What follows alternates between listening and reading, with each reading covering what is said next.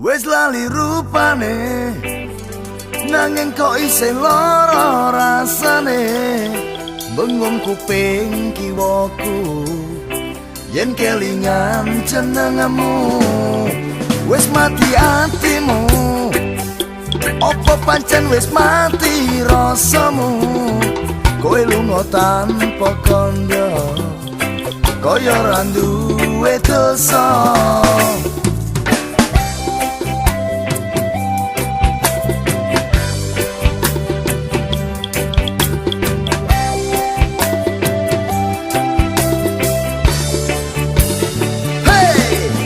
Lakon iki pancen wis kodrate menungso sing dirasakne kuwi amung gelo lan lega ikhlas nulung sing ditulung kok ora rumangsa kadang kala yen dirasa mung rantes ning dada padha sare yen rai gedhek cepet nalare lan saking pinter keduwuran pendidikane kaya tega ngalor ngidul senenge ngapusi ngorbanke kanca tinggo kepentingan pribadi.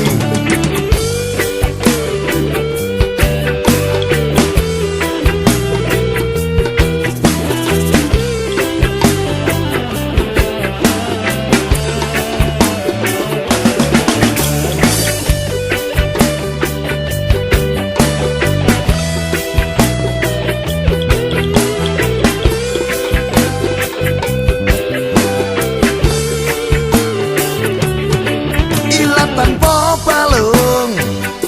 kadon minggat ra iso dipendung jaman lagi rekoso mula do golek rupa kabeh mung sarana yen kepengin urip tambah mulya rasa malang tumoleh sare sume semeleh.